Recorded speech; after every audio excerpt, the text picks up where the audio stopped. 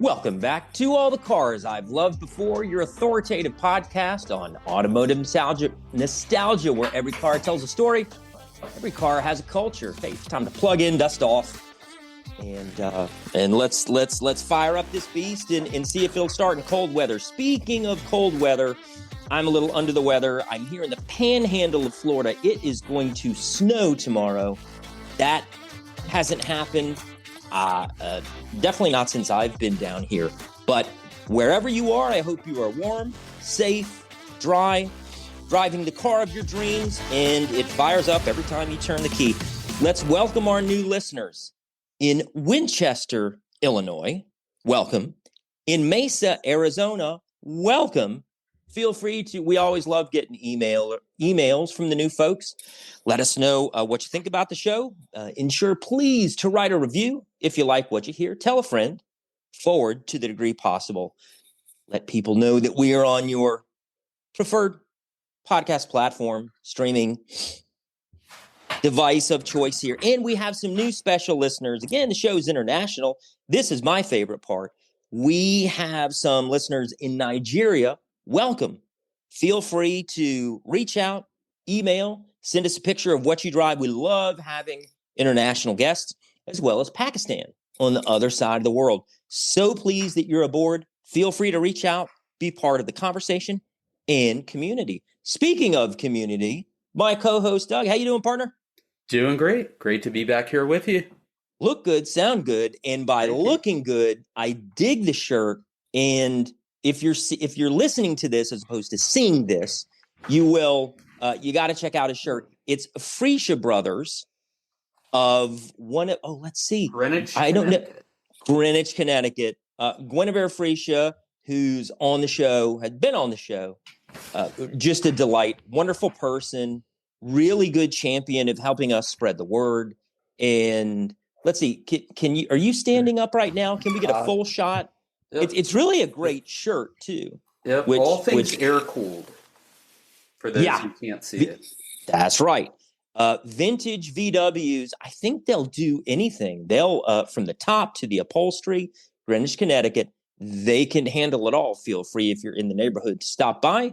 And we're going to. Is it untoward to say that she's going to be back with a special guest sometime soon? Should we keep that under the hat? I think we should keep it back under the hat. Okay, let me tuck it behind my ear. Yeah. Established in 1922, before Volkswagens, but one of the first companies in Greenwich, Connecticut to service Volkswagens. Yeah, and that is what they're known for. So check them out. Really nice website too. And Guinevere is all over the socials. Fun to follow. Again, a wonderful person. And we like to take care of our friends because they take care of us. What is happening on the marketing side before we cue in today's guest, Doug? I know that we had been posting some content on YouTube, and we kind of took a break over the past week or two, but we have a flurry of recordings coming up here the next week or two. Anything we want to share with those in listener land? New podcast. New website coming up soon. There'll be more video and pictures and testimonials. Total redesign so it doesn't look like a 12-year-old did it. I guess I'm the 12-year-old. And emotionally 12, a grown man, but no, I thought it looked great. What are we changing about it? You'll have to wait and see. Total refresh. Oh wow, excited! It'll look like a 20-year-old did it. Do we have new pictures? That's funny. Do we have new pictures of us, or is it the same? We're gonna have to get some. We'll figure it out. Don't worry. I'm taking some now. But we do have a top 5 episode playlist on YouTube under the podcast. So if you want to hear our top 5 as voted by our listeners, you can find that there. Kind of surprised me, but I'm super happy with the list. It's all from season 1, which means we need more people listening to season 2 and 3. Yeah, good point. Good stuff. Thank you for that. Should we mention the link tree here? I'm going to mention it real quick. Please do. Yeah, our link tree is really our digital switchboard. directs you to all of our presences out in the ether. linktr.ee/cars loved. We'll get you to the Instagram, all the socials, the YouTube, where we are published on the podcast, etc., etc.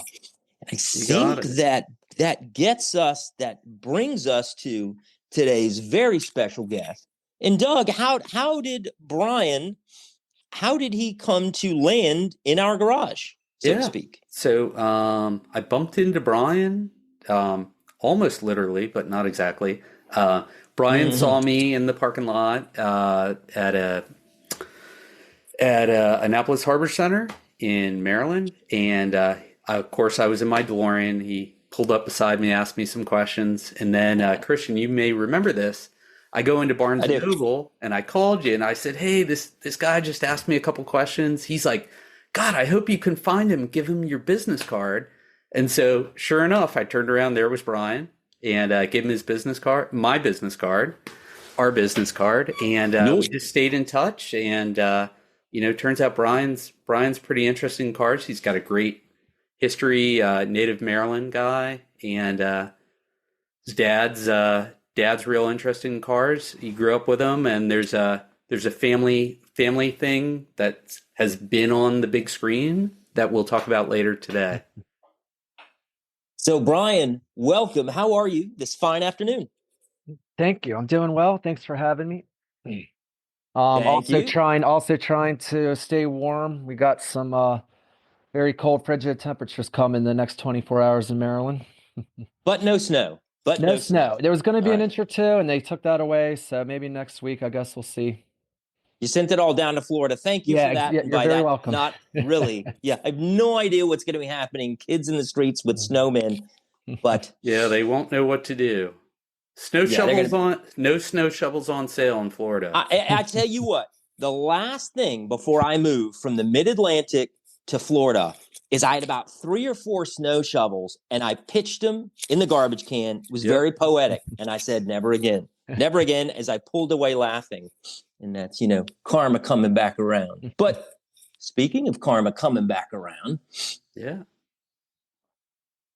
there's some very interesting early cars in Brian's world. So tell us a little bit about some of your first cars, Brian, and how they came about, where you got them. And I find a lot of your backstory interesting. Oh, thank you. Let's see. I started driving, I guess 99, 2000. I remember going with my mom. We fueled up the car. Guess it was the last day of 1999 in case Y2K, in case everything went down and you couldn't get fuel and all that. Oh, smart. Smart. And then, luckily nothing happened. But so that's kind of when I started. The first vehicle that I really started driving was a 1973 Chevy Pickup. This god-awful, like pea green, kind of olive green color. But it was my dad bought it for like $250 from a work colleague. And so, I didn't have a lot of money. So that was a good, it was beautiful. I was very blessed. That's kind of when I started learning the mechanics on how to keep a truck going. And that one was one of the ones that was 3 on the tree up on the column. So it took me a while. My dad taught me how to, drive a manual. And then, like I said, that up there on the column. Later on, actually, the clutch linkage started falling apart, and we put in a floor shifter. And if you didn't exaggerate that pattern, it would get stuck on one side or the other, either first reverse or second and third. So that made it interesting too. But definitely a lot of cool stories with that old truck. And I kept it going for probably about 7-8 years before I finally killed it. So what was so compelling about the pea green color in the 60s and the 70s? Just want to get your thought, because I'm going to circle back here in a second. I've mentioned this on the show before, but this dull yellow, this, like you said, exactly right, pea green and this Pepto-Bismol pink. Why that aesthetic, in your opinion, Brian?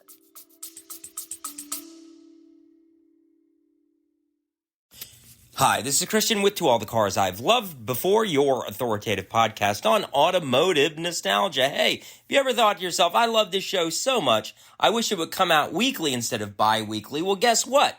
You asked, we answered. Henceforth, that means from now on, you're going to get a piping hot new episode of To All the Cars I've Loved Before, weekly instead of bi-weekly. How do you like that? We will see you on your mobile telephone streaming device of choice weekly from now on. Well, I'm not sure because I was born in '83, so it was about a decade before my time. But I've noticed that too. You either had that weird orange color. A lot of things were orange. A lot of orange, things were that weird green. Yep. And I don't know. That's a good question. I'm not sure. I guess that was just the rage during the time. The palette of the day. Yeah, I think about that. It was everywhere. My old house, built in the 50s here, has this pink tile in the main bathroom, and sometimes it's charming, and sometimes it makes me want to grab for the nearest sledgehammer. The one thing I wanted to circle back on is nowadays you'll see new cars, or it's all the rage. It's not this deep forest color, but it's kind of this duller, almost it's kind of a lighter shade of green. I've seen it on Toyota Land Cruisers. I've seen it. I was looking at a Shelby Cobra that's just way out of my price range. That's right around the corner these days. But I don't know. There's something about that green now that's beautiful. Yeah, beautiful. I've noticed some different newer cars have different colors that are almost like two different colors merged in. You almost can't decide if it's it's nice because it's something. For 20 years you've had just the standard almost primary colors, but it's you're almost looking at it, it catches your eye and you're like, wow, what's that? It's nice to see something new hitting the market, something kind of that stands out. Interesting point. I like the way you put that. I had not thought about that before, but I think in a lot of, and we had Tom, one of our guests from, I think it was last season, mentioned, the technology of colors. paint. Yes, Pigments. Exactly. Exactly. And in how they get these glitter effects. And, I don't know anything about that, but interesting what you just said. It's almost like it's a couple of colors merged, or it's this hue right between 1 and 2, and you kind of see the Teslas that were maybe some of the first to do that. Depending on the light, it almost looks one color, and then if it's sunnier out, it looks a different color. Well, it's interesting in the, I want to say mid to late 90s, Ford and others had these colors. If you looked at it a certain way, including on Mustangs, and I think Ford Probe GT 2nd Gen, it was a different color. And my only thought about that was, wow, if you get in an accident, how do you get that fixed the right way? But nowadays, of course, you can make your car any color you like just by a wrap job. And it could be far out there. It could be neon green. It could be chrome. I saw a Subaru the other day that was probably the color of Brian's truck. It was a newer Subaru. Whether it was factory or not, I don't know. But somebody liked that color. Guys just keeping it vintage. And we're off on a tangent, but I have to throw in here, a friend of a friend has a 57 Bel Air and Chevy Bel Air. And when he bought it, he bought it maybe 5 years or so ago, wrapping around and fulfilling that childhood dream. I want to say the rear driver quarter panel with the wheel well rusted, kind of a known issue. The car was decades old anyway. I think the fella he bought it from was the original owner, all rusted through. So they had to cut out that whole panel, and they got a new one from someplace in California that fabricates all this.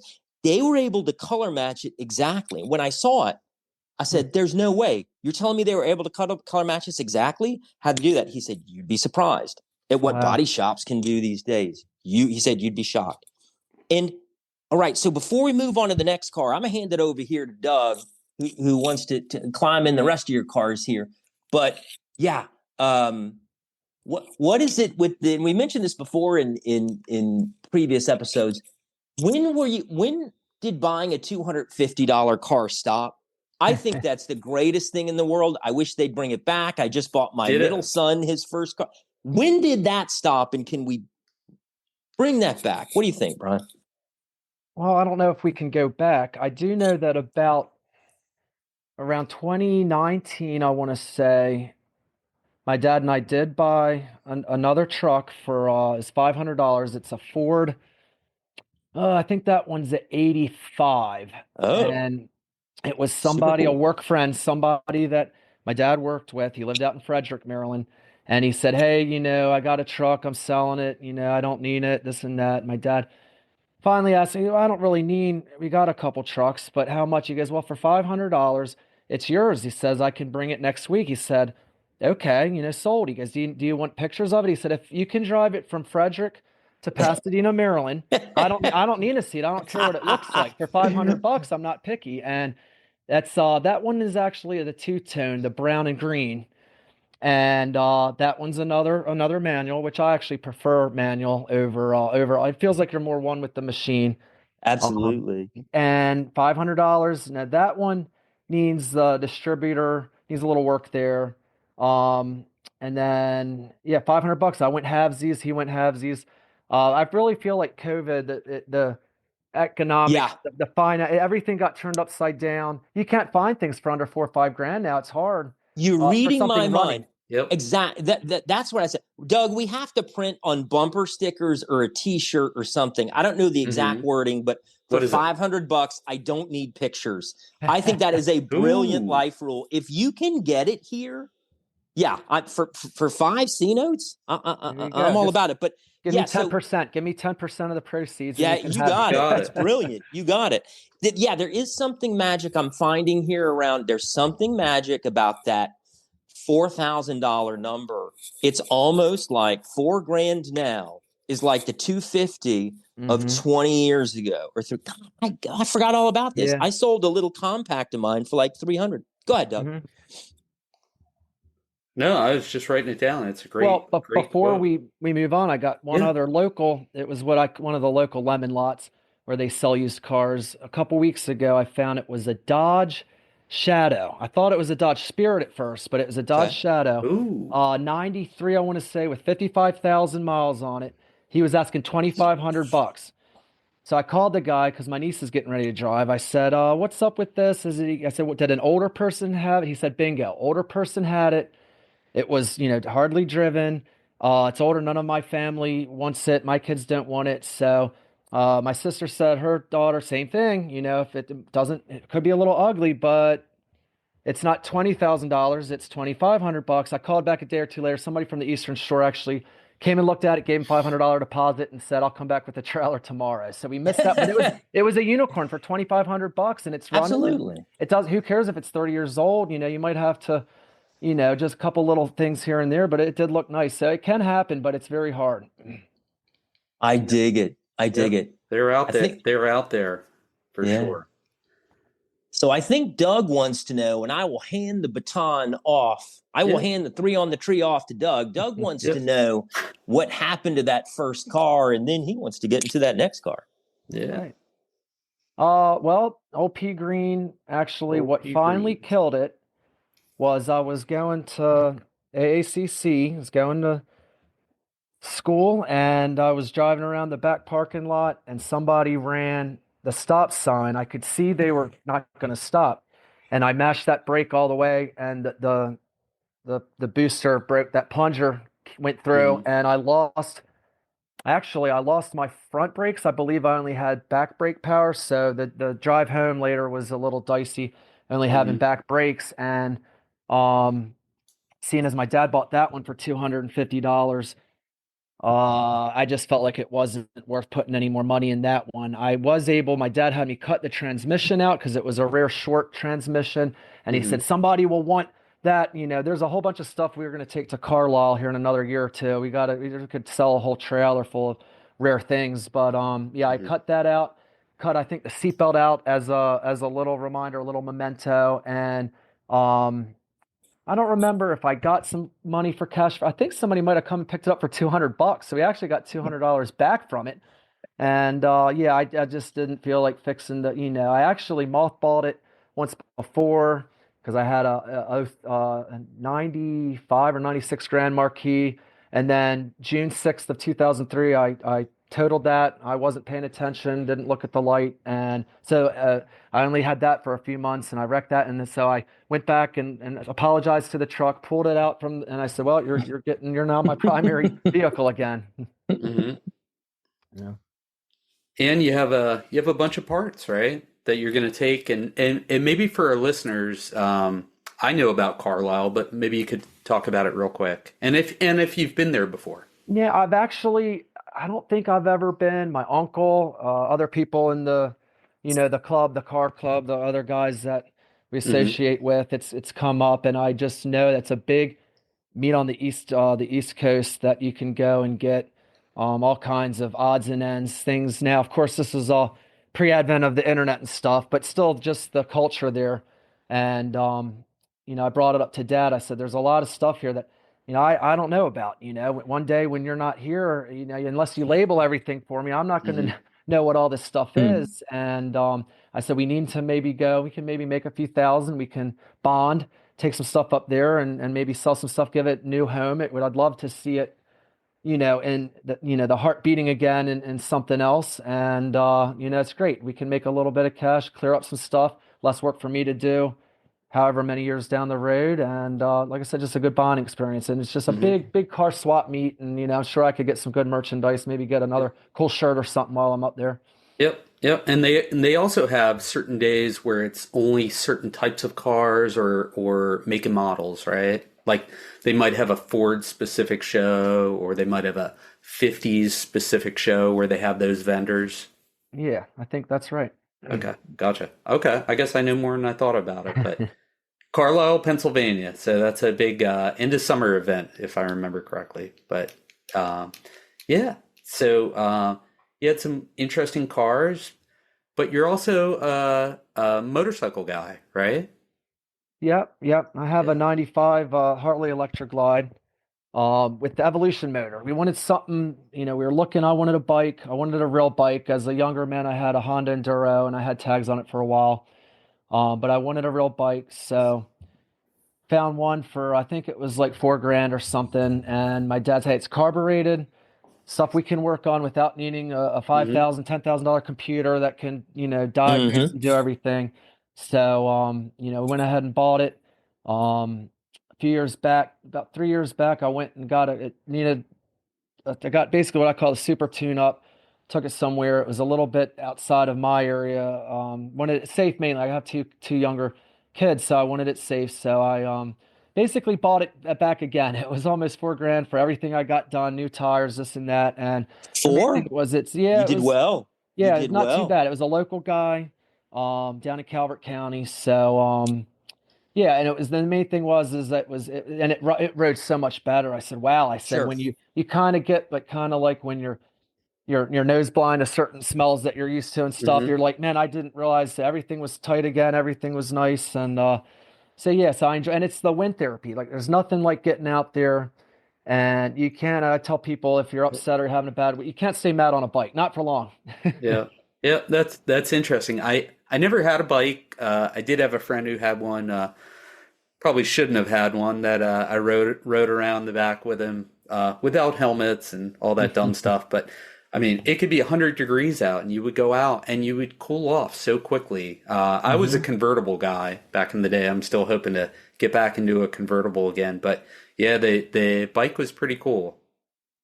Yeah, one of my favorite. Saw this. Oh, this was on a Harley, and I did a double take, and the timing wasn't right. And I think I had no money. 3 kids probably had something to do with that. But right on the bottom of the windscreen, it said, "Have you ever seen a motorcycle parked in front of a psychologist's office or a therapist's office?" It was something like that, and I just thought it was brilliant. Again, that was kind of a beautiful green color too. That one. Huh. think I went back the next day and it was gone. But such is life. Interesting. You snooze, you lose, and I like to take naps. It is what it is. What can you do? What was that? Now, I was going to ask you, boy, we got so much to get to. We're going to have you back in the future, Brian. But I know Doug's got a few other things here, but I'm curious about the 96 Grand Marquis. What was that car like? Because one popped up. You know what I do sometimes when after work, and I like to ramp down. I just go to Craigslist and I go to cars for sale and I sort from lowest price just to see what's out there.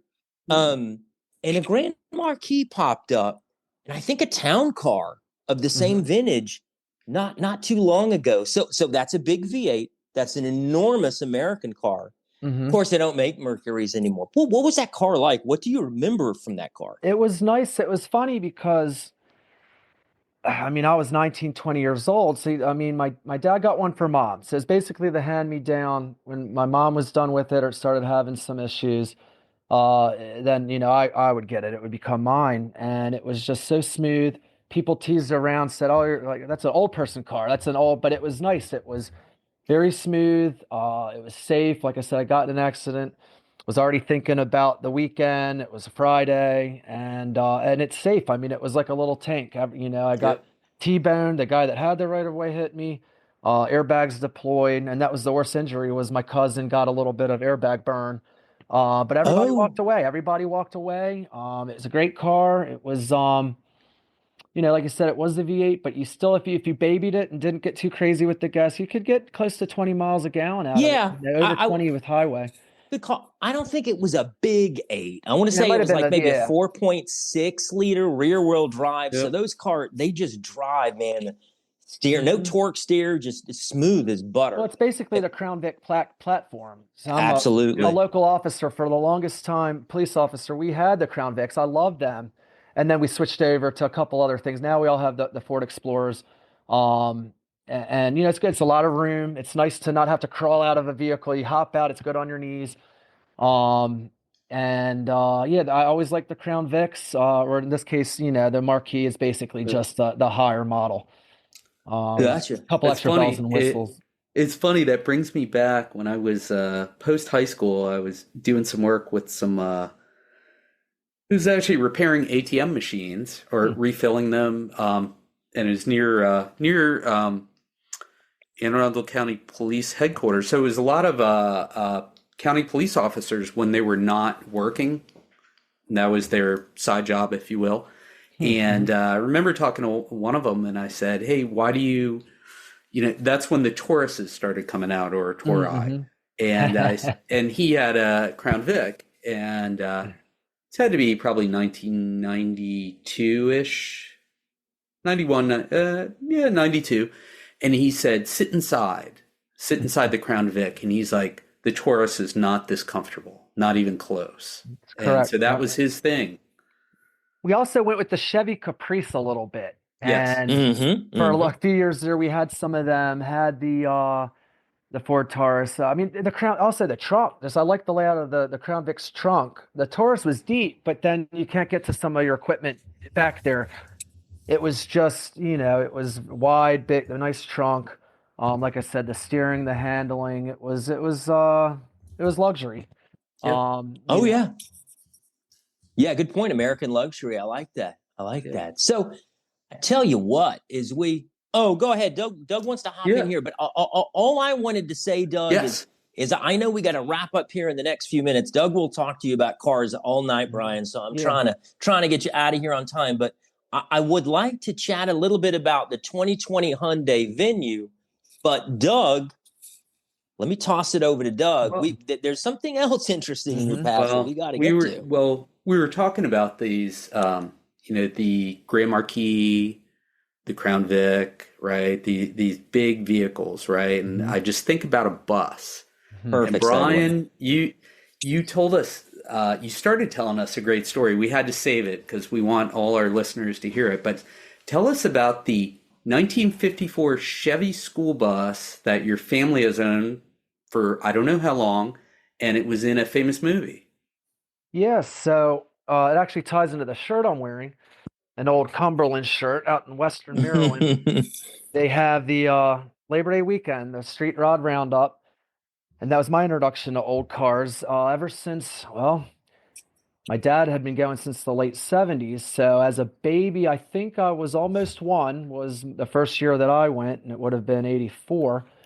But yeah, so my dad went out there with some friends. They slept in a tent. That first year, actually, they were close to the railroad track. They said the train came by at like the midnight or 2 a.m. train came. I guess it was the 2 a.m. because they were still, partying at midnight. But it came by and they thought they were on the tracks, and they said, oh, they made sure they weren't on the tracks. And after that weekend, they said, man, sleeping on the ground's no fun. We need a camper or something. And somebody, I think it was my dad's buddy, Mike, somebody said, hey, this bus is for sale. And it was converted as like a camper anyway. So they all, three of them went in, $600 for this bus. They all went in $200 and bought this bus, and it was the perfect camper. Now, and I want to say 90 or so, somewhere around 1990.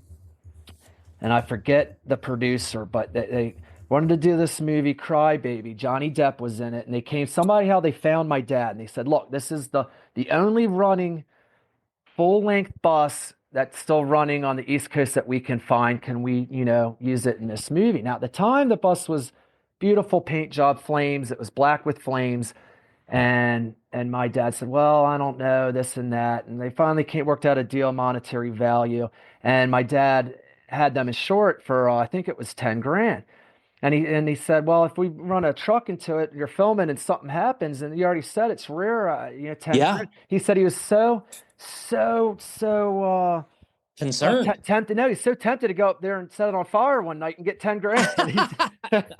But no, so he got it back, and then it was yellow, obviously, for the movie. And you can tell in the movie, it's only the first 5 minutes of that film, but you can tell because if you look on the passenger side as it pulls up, there's a vent in there, the side, I think, for the stove that they had in there at one time. And so you can tell that was an aftermarket, that square vent for the stove. But yeah, and then my dad got some more money out of him because when it came time to paint it back, that was in the contract. Hey, you paint it back in flames. He goes, smart. Well, for $500, I'll paint it back. And at that point, I think it was the Enron paint. It was cheap. You could get a gallon for, whatever it was. And then environmental concerns in the 90s, it started going up to hundreds of dollars a gallon for this paint because, whatever was special about the old. It's kind of like the old fuel when it was leaded, and it smelled different than the gasoline in the 80s. Yep. The gasoline now. But yeah, so he got it back, and it was yellow for years. Actually, it was the Ernie Irvin, bus for a while because he had a yellow car, NASCAR, and but yeah, man, it was so much fun. Every year, washing the bus, getting it ready, do a little work, getting it ready to make it up to the mountains again for the show, and yeah. So the producers, yeah, I thought this predated.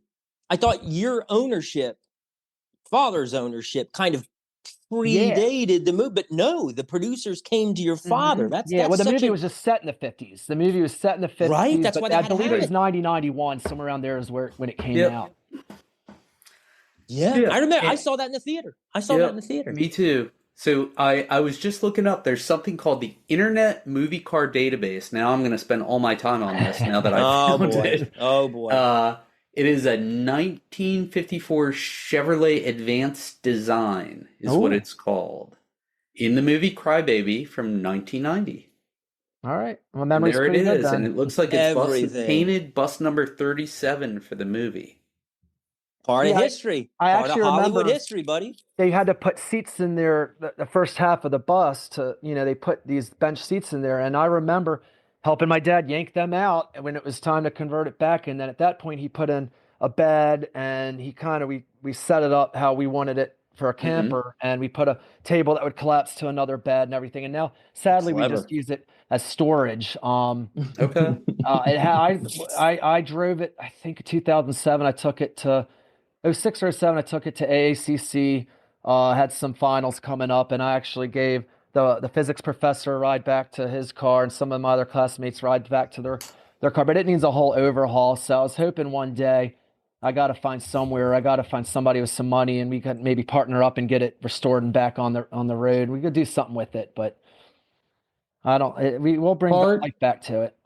Part of Hollywood history. That's fantastic. And now that Doug has the internet movie car database. Internet movie car database. We got to get you out of here, Brian. He will keep you here all night, but you got to go feed your family. But real quick, let's talk about the venue, the Hyundai venue.